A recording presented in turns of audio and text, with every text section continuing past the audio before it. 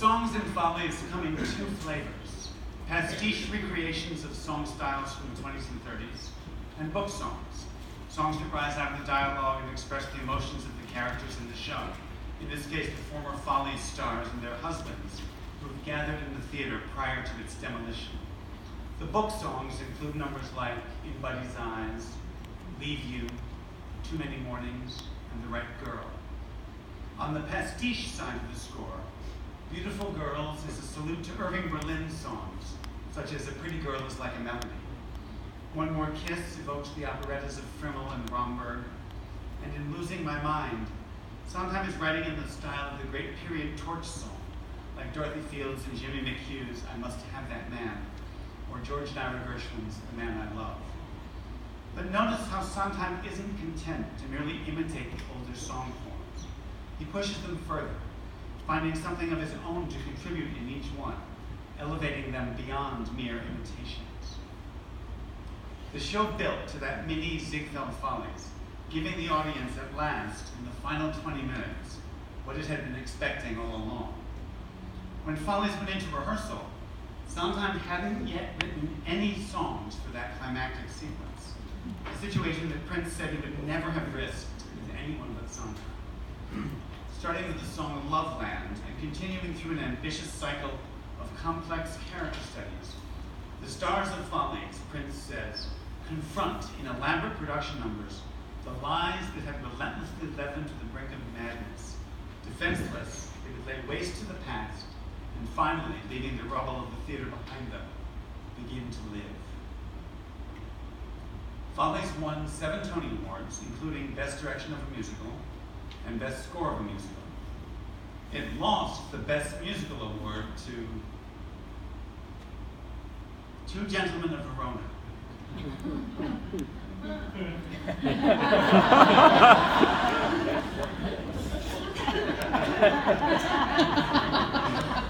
In a wrenching example of how something can be both an artistic success and a financial failure, it also lost its entire initial investment. Prince's original production remains legendary and is perhaps never to be equaled, the holy grail of cult musicals.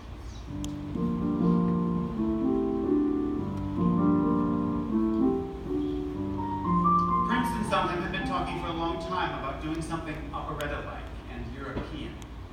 They had looked at Jean-Henri's play Ring Round the Moon and Jean Renoir's film The Rules of the Game before settling on the Ingmar Bergman movie, Smiles of a Summer Night.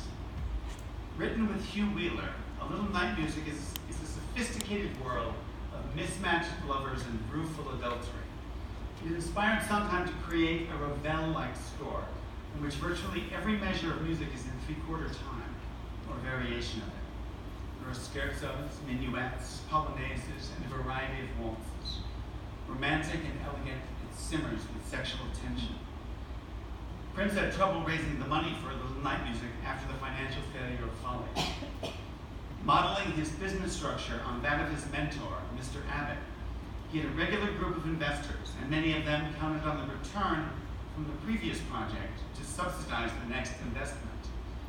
It's amazing to remember that not only was he directing these shows, which involved casting, working with the designers, the writers, and the actors, he was also producing them, raising the money, planning the out-of-town engagements, negotiating with advertisers and theater owners, bargaining with the stagehands and the musicians. It was a huge amount of work, but it guaranteed that he could create the theater he wanted to create. One of the scenes near the end of A Little Night Music had no song in it, and Prince asked Sondheim to write one for the character of Desiree. Sondheim responded that the scene was written in a way that it only made sense for the character of Frederick to sing, not Desiree. Come to rehearsal tomorrow, said Prince. You'll see, I've directed it differently. After watching the rehearsal, Sondheim went home and came back with Send in the Clowns.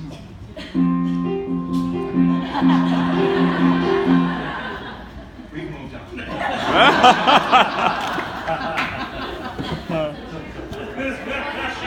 would have been good too, I'm sure. Prince had a secret weapon on his shows, scenic designer Boris Aronson.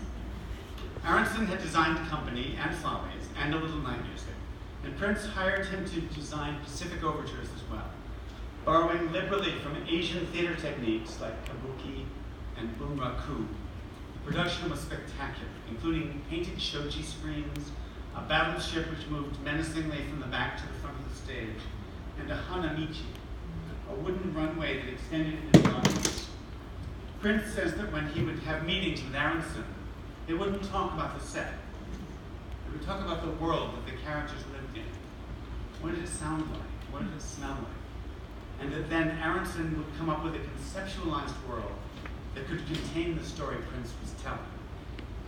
Prince says, "My shows move. I use diagonals. I move people in ways that create a weird energy. The theater I entered moved laterally. Drops would fly, people would cross left and right, doors would open. I haven't had a door on a shelf for as long as I can remember. The theater I want to do asks the audience to fill in the blank spots, to use their imaginations."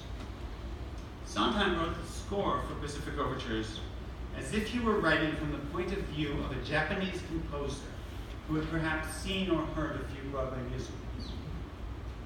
Wrap your brain around that one for a few minutes. There have been Asian-influenced musicals before, of course, The King and I and The Mikado come to mind. But he goes much further inside the particular musical technique of his subject matter than Richard Rodgers or Sir Arthur Sullivan ever had, discovering a deep beauty and a transcendent simplicity at the heart of the piece, while still finding places for witty parodies, like Please Hello, and complex storytelling, as in Chrysanthemum Tea. Using less is more as a guiding principle, Sondheim also reinvented his lyrical style. The delicious internal rhymes and verbal dexterity of A Little Night Music are here replaced by a rigorously simple technique that, while rarely using the exact haiku form, takes its inspiration from the spare nature of the haiku.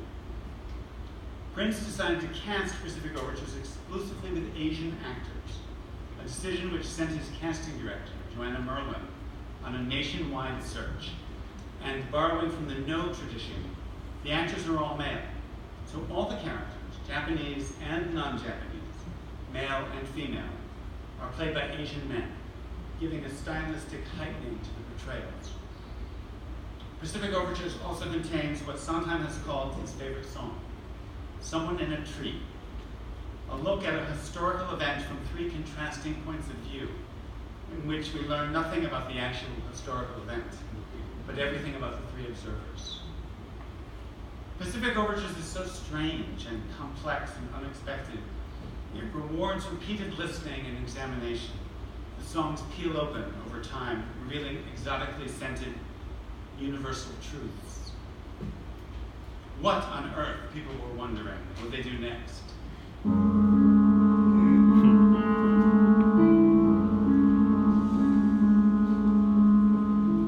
I remember sitting in the audience at the Uris Theater, completely lost in the world that was on stage in front of me. Sweeney Todd has proven over the years that it can work perfectly in a variety of interpretations, ranging from the intimate to the operatic.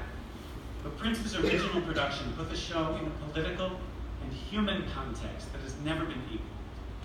Observing that the characters of the show, who inhabit the filthy alleys and shops of London during the Industrial Revolution, have never taken a breath of clean air in their lives, Prince decided to use an immense factory as a framework for the show, complete with a deafening whistle, a thick glass roof, and working heavy machinery, a huge metal bridge that rolled back and forth. As the audience entered the theater, the massive set was mostly visible, except for what was hidden behind a sheet, upon which was drawn the beehive, an illustration of the British class system. Not interested in telling a mere revenge story, Prince wanted it to resonate more powerfully in a context that illuminated injustice and the devaluing of the lower class. The use of the chorus in Sweeney Todd was especially potent. They functioned as storytellers and also as witnesses, lurking around the edges of the scenes, eavesdropping. I used to stalk that original production. Whenever I could save $30, I would buy a ticket. And every time I saw it, I noticed some detail I'd never seen before. Inspired by film composers like Eric Korngold and Bernard Herrmann, Sometimes music in Sweeney Todd is as much a storytelling tool as the script and lyrics. The opening vamp creates the creepy, foggy mood of the piece in the first number, the Ballad of Sweeney Todd. And the many reprises of that number keep the story flowing swiftly to the end. Over that eighth note vamp, which cycles around like the grim wheels of justice, Sondheim uses fragments of the Dies Irae, the hymn associated with the Latin Mass of Death, as a countermelody, building to a full quotation of the Dies Irae near the end of the ballad. Using both motifs, musical figures which recur throughout the piece, and leitmotifs, melodic phrases that become associated with an individual character or a specific idea, the music defines the essential nature of the people in the story. Tortured dissonances bordering on atonality for Tom, music hall gusto for Mrs. Lovett, desperate bird-like trills for Joanna, who has been locked away in Judge Turpin's gilded cage of a home. The beetle, who is completely subservient, sings in a high countertenor range, as if he has been castrated. The judge's music is darkly malevolent, except when he sings about women, and he rhapsodizes melodically, lost in his fantasy life. Notice the purity of the ringing chords that accompany the next song. Indeed, Anthony proves to be the only character in the piece who is incapable of committing murder.